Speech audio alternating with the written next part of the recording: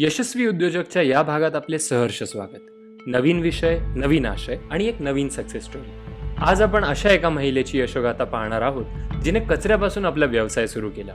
या व्यवसायातून त्यांनी आपल्या घरातला कचरा याचे व्यवस्थापन तर केलेच, पण तसेच आपल्या आजूबाजूच्या लोकांकडचे कचऱ्याचे देखील व्यवस्थापन केले. जिकडे त्यांनी आपल्या व्यवसायातून एक आर्थिक उत्पन्न तर निर्माण केलाच, पण त्याचबरोबर त्यांनी पर्यावरणाला वाचवण्यासाठी पण पाऊल टाकले. 20-22 वर्षापूर्वीची गोष्ट आहे. मी सांगलीला गेले होते, माझी नणंद राहते तिथे. तर तिच्या बंगल्याच्या आवारामध्ये असं एक जाळीचा पिंजरा ठेवला होता आणि त्याच्यामध्ये सगळं घरात तयार होणारं किचन वेस्ट, त्याच्यानंतर बागेतला कचरा सगळं त्याच्यामध्ये टाकलं जात होतं. तर मी चौकशी केली तर माझ्या नंदेच्या मिस्टरांना, तर ते म्हणाले मी गांडूळ खत करतोय. तो एक पहिला म्हणजे क्षण होता की तेव्हा मला गांडूळ खत याविषयी माहिती झाली आणि त्या गांडूळ खतावर तयार झालेली शेती, यामुळे मी इतकी प्रभावित झाले. माझ्या असं लक्षात आलं की आमच्या बंगल्याच्या आवारात सुद्धा अशोकाची खूप उंच उंच झाडं आहेत आणि खूप प्रचंड प्रमाणात पालापाचोळा निर्माण होत होता तेव्हा सुद्धा, आता सुद्धा होतोच. पण तेव्हा आम्ही तो जाळायचो. मग माझ्या लक्षात आलं की आपण जर तो जाळण्याच्या ऐवजी त्याचं खत तयार केलं तर किती छान होईल ना. म्हणजे माझ्या पण घरी असणाऱ्या झाडांना उपयोग होईल आणि मेन म्हणजे कचऱ्याचं छान व्यवस्थापन होईल. तर म्हणून मी त्यांच्याकडून पहिल्यांदा ती गांडूळं घेऊन आले. दुर्दैवाने ती मेली, मला काहीच त्याच्याविषयी माहिती नव्हती. पण मग नाशिकला मुक्त विद्यापीठामध्ये त्यावेळेला गांडूळ खताचा मोठा प्रकल्प होता.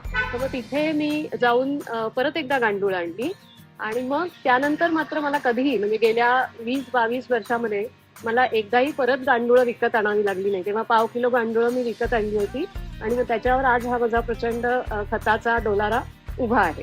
पण साधारणपणे मोजलं तर वर्षभरामध्ये मला 3 ते 4 टन म्हणजे 4000 किलो असं खत मिळतं. एखाद्या घरी राहणाऱ्या महिलेला म्हणजे जी गृहिणी आपण म्हणू, तर तिच्यासाठी हे खरं एक उत्पन्नाचं साधन होऊ शकतं.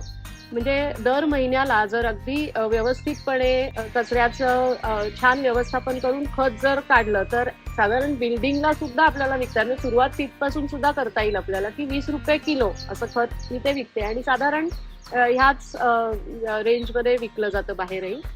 समाजामध्ये जी मंदिरं असतात ती आपली देवघरं असतात. जसं आपल्या घरामध्ये देवघर आपण स्वच्छ ठेवतो तसं मंदिर सुद्धा आपलं समाजाचं देवघर आहे, तर तेही आपण स्वच्छ ठेवलं पाहिजे. तर निर्माल्याचं इतकं सुंदर खत होतं. तर इस्कॉन जे मंदिर आहे तर तिथला निर्माल्य आता मला मिळायला लागलंय, तर मी जाऊन घेऊन येते ते. आणि माझी ही आवड पाहून माझ्या मिस्टरांनी आमराई घेतली, एक त्र्यंबकला शेती घेतली, तर तिथे आम्ही हे वापरतो आणि बाकीचं मी विक्री करते बाकीच्याची. बऱ्याच ठिकाणी मी जाऊन महिला मंडळांमध्ये, शाळांमध्ये मुलांना डेमॉन्स्ट्रेशन्स देते खताची आणि मग मुलं तर खूपच लवकर प्रभावित होतात. म्हणजे ती प्रेरित होतात आणि त्यांच्या घरच्यांना सांगतात की कचरा फेकू नका, आपण त्याचं खत करूया. तर कचरा व्यवस्थापन म्हणजे हा माझा आता एक म्हणजे मंत्रच झालाय की म्हणजे माझ्या जगण्याचा एक भाग झालाय की कचरा कुठेही दिसला की तो मी म्हणजे मला असं वाटतं की आता तो घेऊन यावा किंवा त्यांना सांगावं की तुम्ही ते कसं त्याचं व्यवस्थापन कराल. तर हेच आता माझ्या कामाचं उद्दिष्ट आहे. पर्यावरण रक्षण आणि उत्तम उत्पन्नाचं साधन अशा दोन्ही गोष्टी मिळवून देणारा हा व्यवसाय तुम्हीही नक्की करू शकता.